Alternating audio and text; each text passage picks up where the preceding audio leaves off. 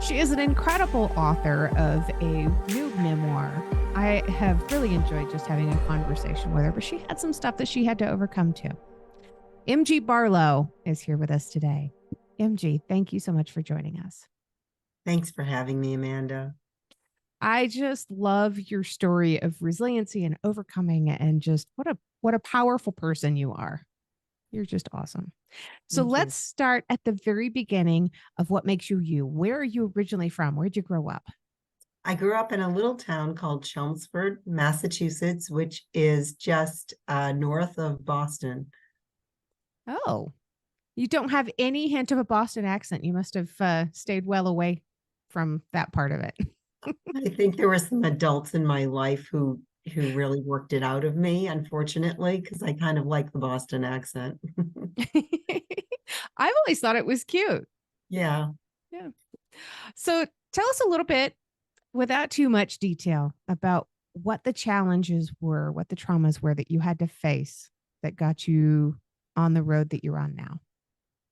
So as a child, my mother committed suicide. And to be honest with you, Amanda, growing up, I didn't know that I was facing the challenges that I faced. I think as children, we grin and bear it and get through it and stumble along.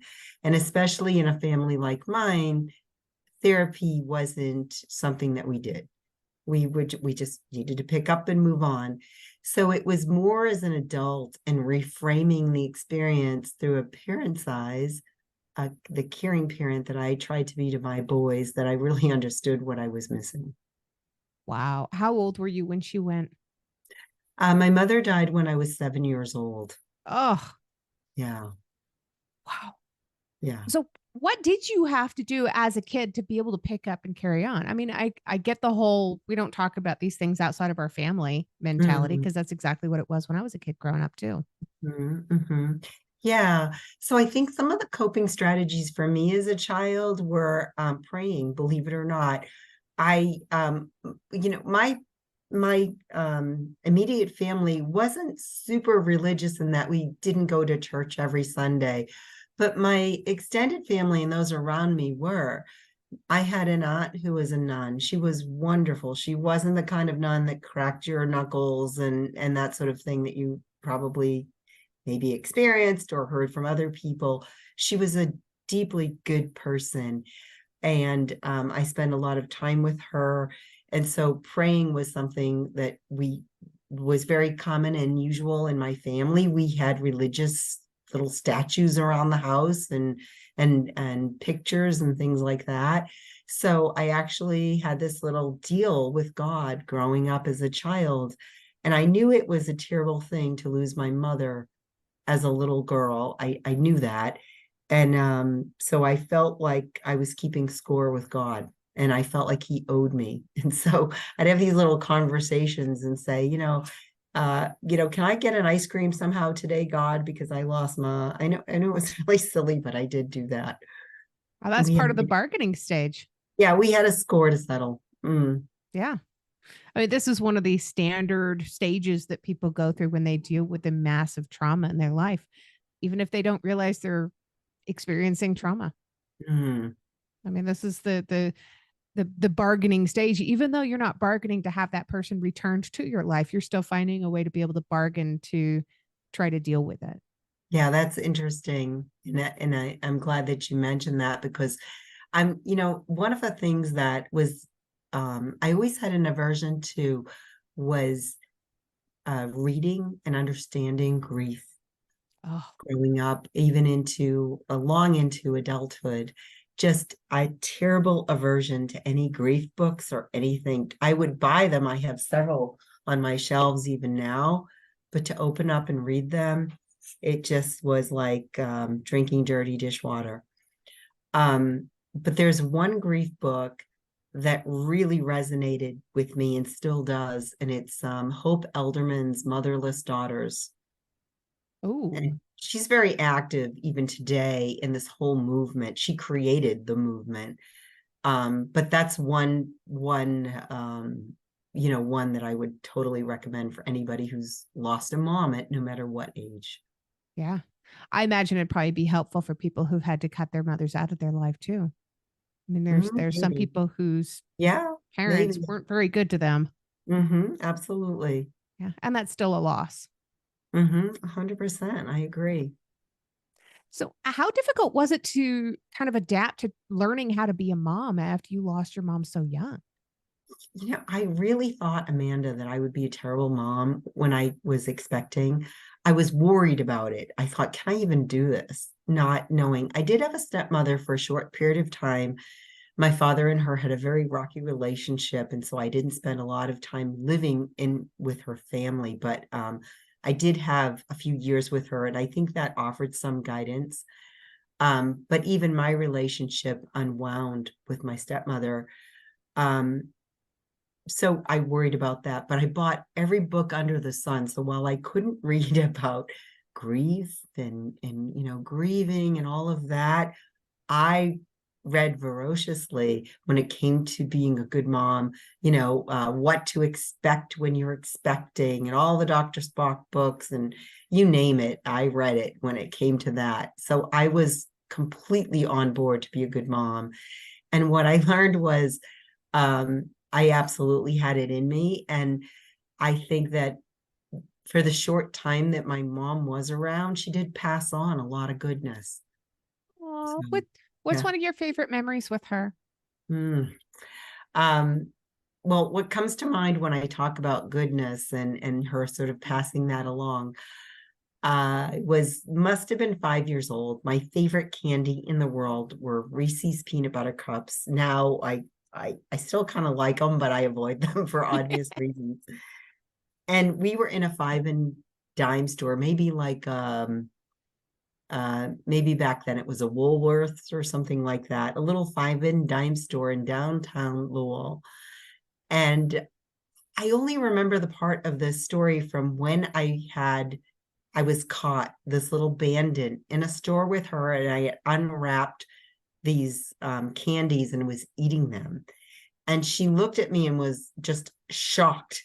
And she held my wrist, right? She took me by the wrist to the counter and gave me coins. Nowadays it would be dollars, but there were coins, to pay for this candy, and told me, I needed to pay for the candy. We don't just take things. And so, I did that obviously. And the shopkeeper was very kind and thankful, and little lesson learned there that I was able to remember when my son picked up on a Christmas ornament in a department store, and it broke. But I took him to the countertop and said, no, we need, I picked up the broken pieces, and we walked over and I gave him the money to pay. And it kind of reminded me of that little scene with my own mom. So, there were all these things that, at least I had her for the years I did. And she taught me that. So, Wow. And how old are and your many kids now? much more. My boys are out of the nest. They're 30 and 33 and doing Oh very my well. goodness. Mm, Oh, any yeah. grandbabies yet? One, yes, I Oh, have one who's a year and a half, and she's just a little sweetheart. oh Yeah. my gosh. So my husband and I both became grandparents this year. Son Oh, and his wife had a baby on Mother's Day. oh, And my yes. husband's daughter just had her son 3 days ago on the 30th of Oh, November. So oh, congratulations. thank you. Yeah. It's a completely different mindset for motherhood, though. It is. It is.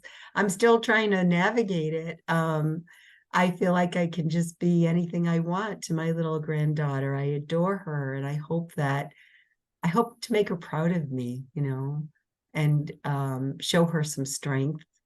And I started this little book for her, like I do. My sons don't even know that I've done this yet. And I think I ought to really give them these books at some point.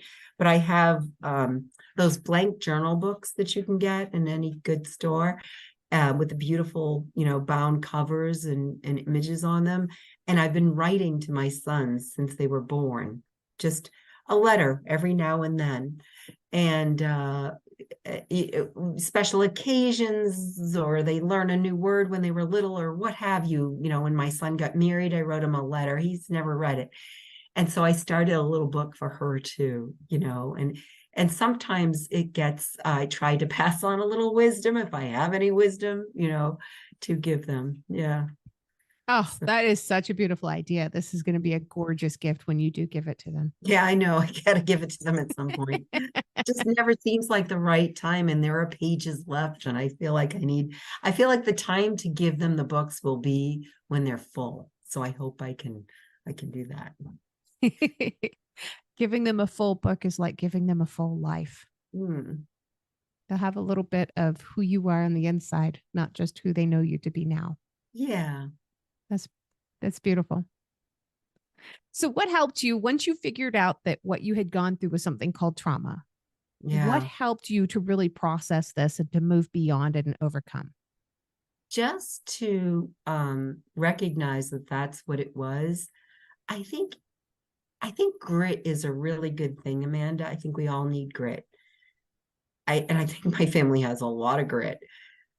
Um, we really weren't, we really didn't try to mourn my mother's departure.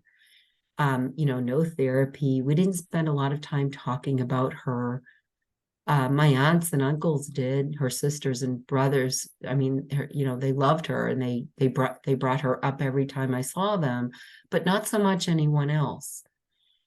And so there wasn't really this recognition that something that was a really big deal went down. And there was a lot of other stuff that happened because there's a lot that happens in the void, right? Of trauma, loss.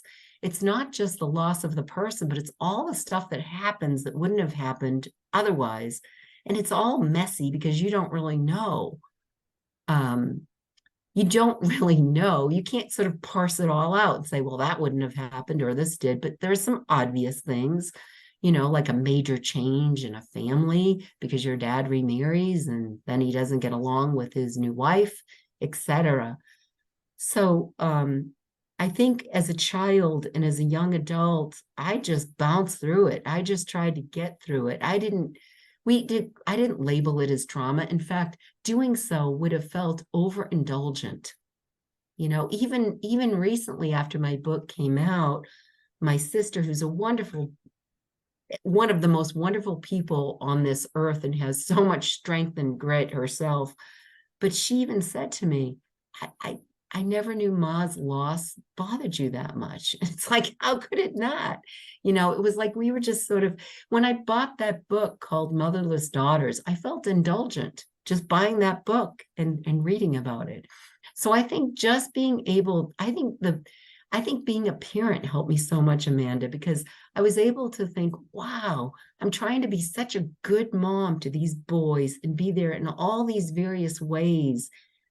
And this is what I missed, like having that one person who's 24/7, loves you, cares about where you are, who you're with, what you're eating, what you're wearing, did you do your homework? I mean, all those things that we do as parents.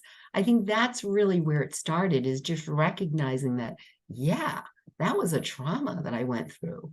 And just kind of being a little empathetic and letting, put aside a little bit of that grit to say, it's okay. It's okay to say that sucked, you know? And I really required more. And maybe that's why there are these parts of me that are broken right now, you know. Wow. And I know at one point, just looking at the cover of your book, you ended up finding and renovating an old house. So it's a vintage house. What vintage? So it was 1923. Oh, Yeah. Yeah, really sweet, a real sweet place. mm, Yeah, 1923 Gambrel farmhouse. And this man who came in and did an inspection of it one time, he labeled it that way. And I said, oh, okay, I'm going with that. I love what he's calling this house. Yeah.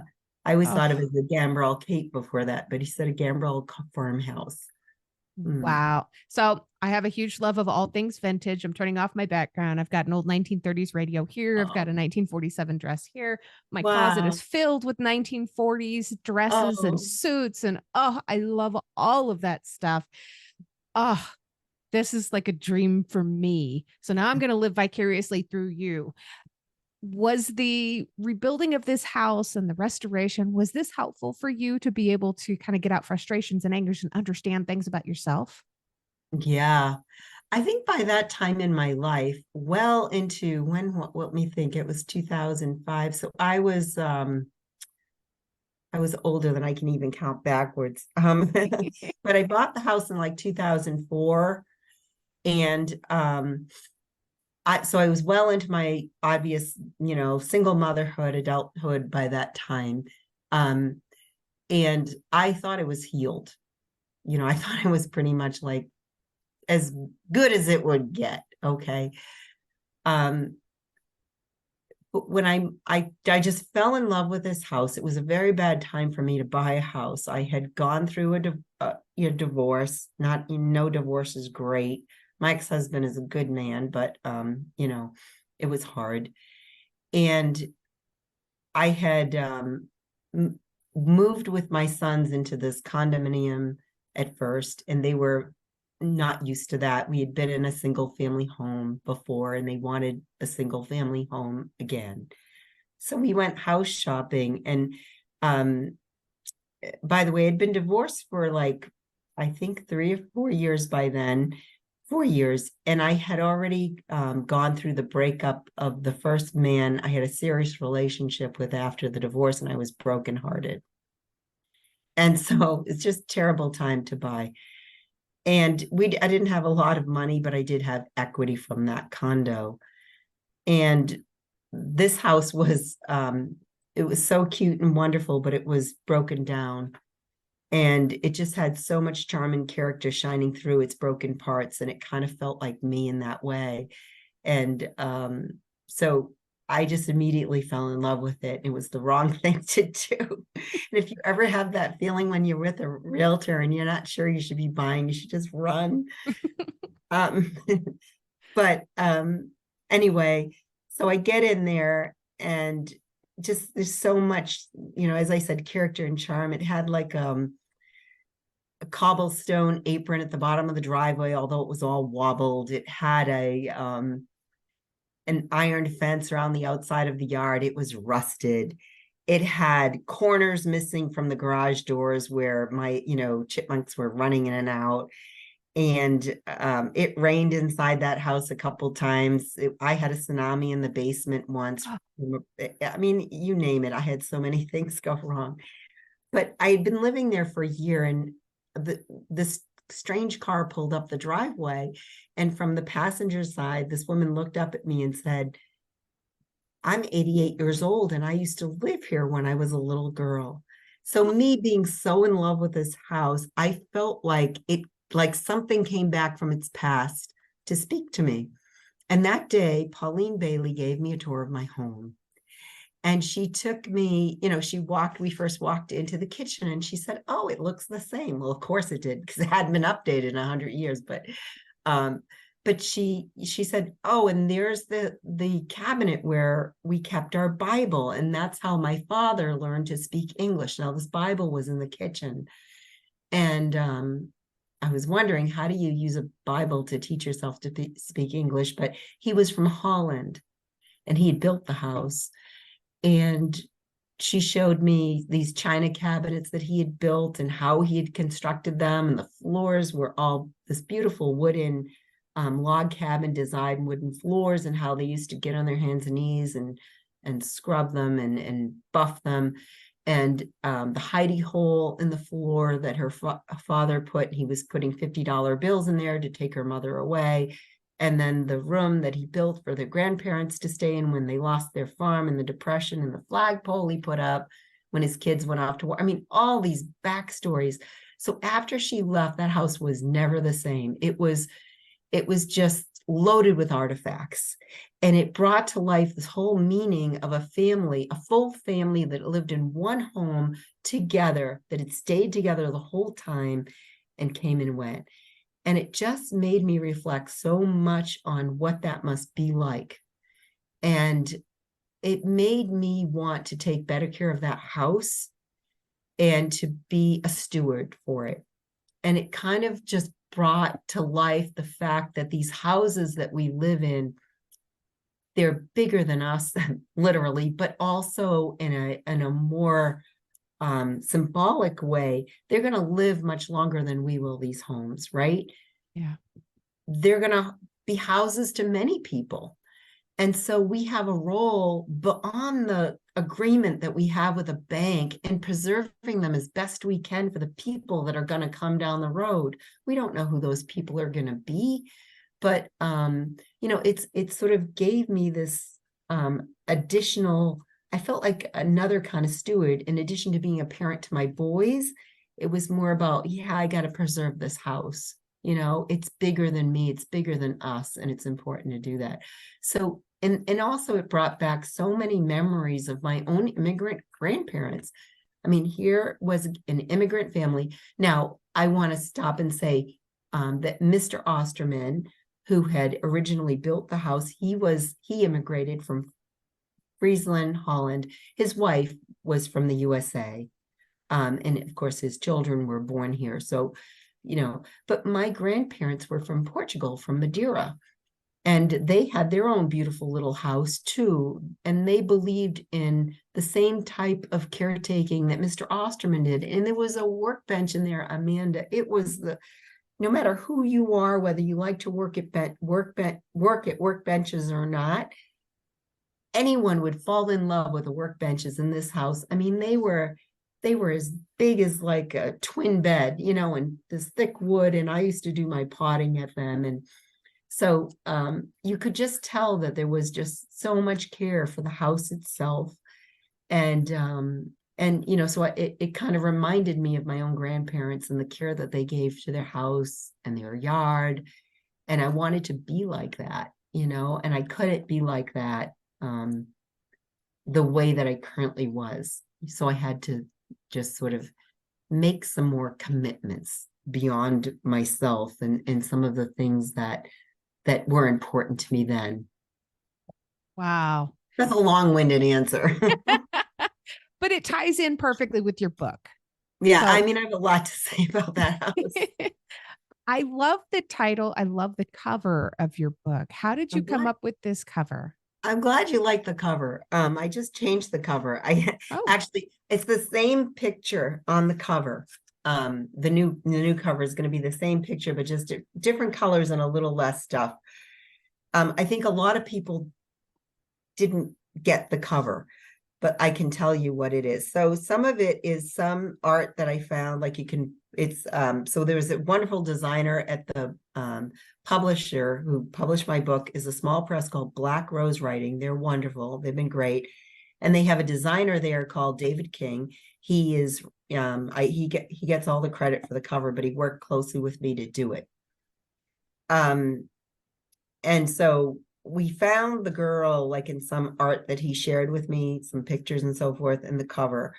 But the background in my story, in my childhood bedroom, I had chosen wallpaper that looked like a landscape.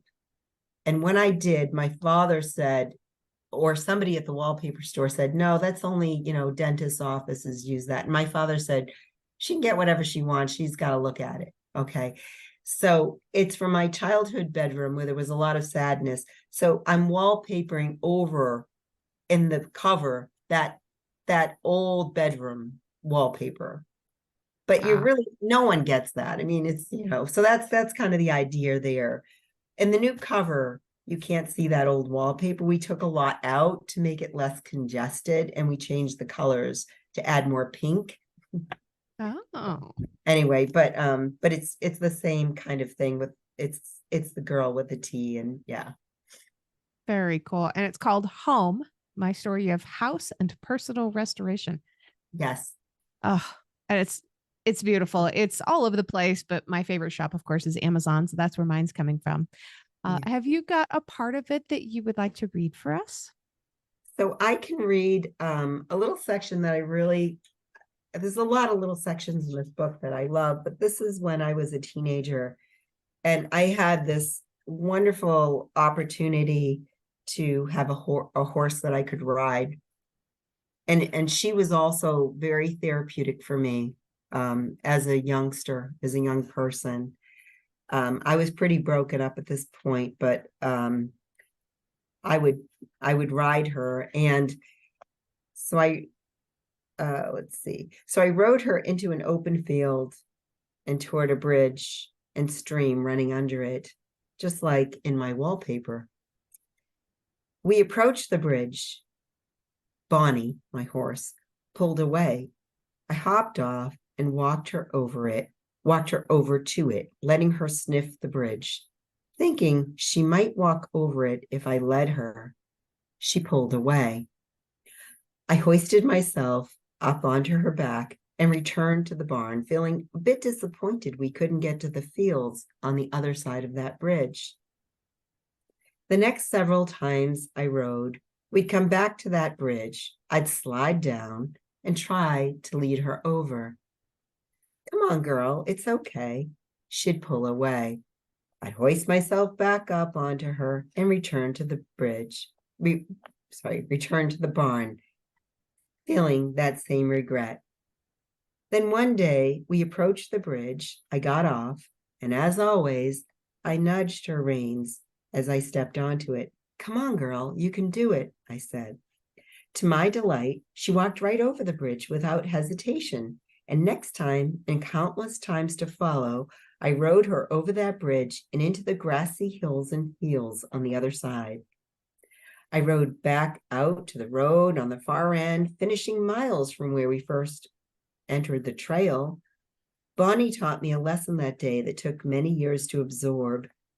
Accomplishments happen in stages. It takes patience, but crossing our bridges is so worth it because in doing so, we get to see what's on the other side. As soon as we were talking before we ever started recording today, you brought up the thing about you had a story about your horse. I knew right then I was going to go and buy your book. And I went to your website and I used that website, which is mgbarlow.com, to be able to go over to Amazon, to be able to grab the book. You have a couple of different options there for people, but I just fall in love with stories where horses are part of the recovery process. Yeah, horses and cats, my two favorite animals. Yeah. Oh, cats are smart. They're so much smarter than they get credit for being. Oh, yeah. And they are so clingy. Oh, my gosh. People say all the time, well, I don't want a cat because they're too independent. We have 6 cats. 5 of them will be in our laps at one time. I have to close my door or the cats will be all over in here. Yeah. They're funny animals. They want to be near you. Yes. So it is that time where I ask my most favorite question. It's the last question of the episode. But my most favorite question is always, what is one thing that you love about yourself that's not related to your physical appearance? Thank God it's not related to my physical appearance because we'd be in big trouble. You're adorable. So I would say this is so hard. It's really hard to say, but I have to say it's grit. And I know it's the same thing with sort of my nemesis too. But I do have a lot of strength. I don't know, there's that old saying, what doesn't kill you makes you stronger. But things that are a big deal to other people, and I'm sure you're like this too, Amanda, you've been through a lot. It's like, honey, you don't know the half of it. It's like, this is not something to cry over. I have a lot of strength in getting over things, and moving up and getting on with it now. I don't spend a lot of time, worrying too much. So I think that I would say is my strength. And I hope I always have it. If you've enjoyed tonight's episode, please make sure you check out the episode description. You'll find links there on how you can learn more about this guest, links to connect with them on social media, and how to support the podcast. Remember, I don't get paid to do this. My boss is a bit tight-fisted, but I can say that. I work for myself.